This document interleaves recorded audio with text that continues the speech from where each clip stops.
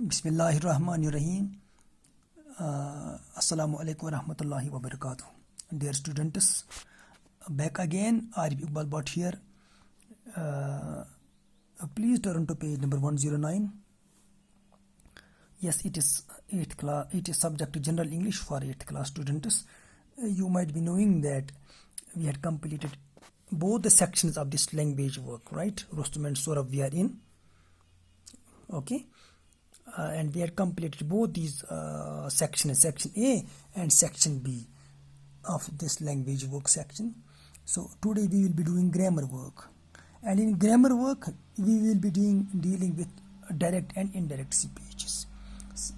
We are supposed to convert some direct speeches into indirect ones. Okay. Well, some examples are given.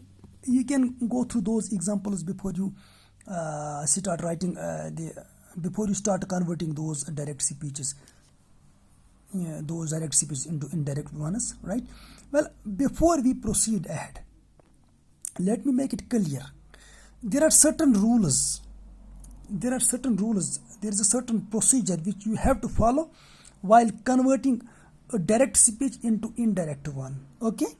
So you might have learned about those rules in your previous class. Okay? Well, let me add a bit, right? In a direct speech, a sentence has two parts, right? This is called reported verb. And the second part, which is in inverted commas, that's called reported speech, right? Reported speech.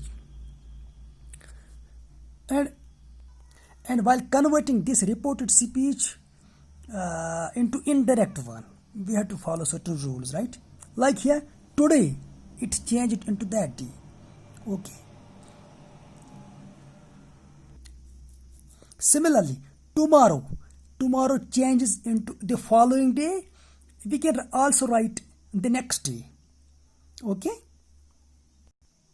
Rest you might be remembering that if a reported speech is in present tense, it is to be changed into past tense, right? So let's now proceed ahead. Following the above pattern, report the following statements in the indirect ones, right? Number 1, she said, my father will return from Jammu tomorrow.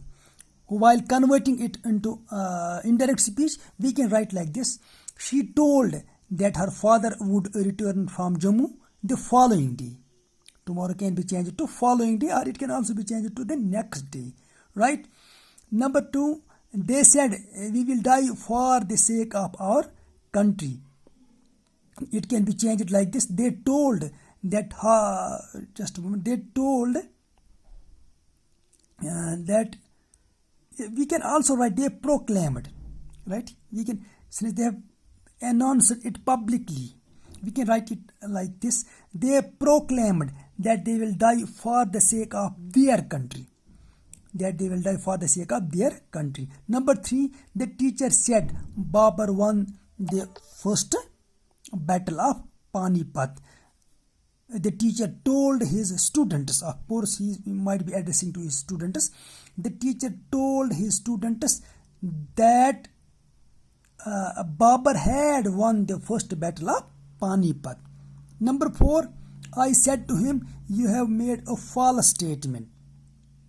I told him that he had made a false statement, right? Number 5, they said to us, we will play a match tomorrow.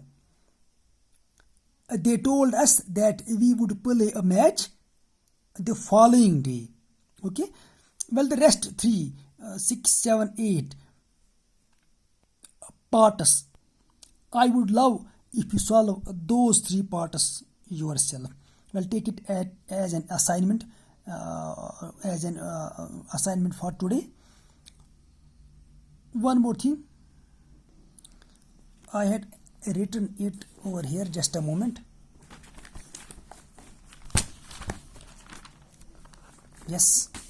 Well, I had written it over here for your convenience. Report the following statements in the indirect. She said, my father will return from Jammu tomorrow. Answer, she told that her father would return from Jammu the following day. Number second, they said, we will die for the sake of our country. They proclaimed that they would die for the sake of their country. Number three, the teacher said Babur won the first battle of Panipat. The teacher told his students that Babur had won the first battle of Panipat. I said to him, you have made a false statement. I told him that he had made a false statement. They said to us, we will play a match tomorrow. They told us that we would play a match the following day. Well, the rest three parts, please do those three parts by yourself. And that's all for today. Till tomorrow, it's Allah Hafiz.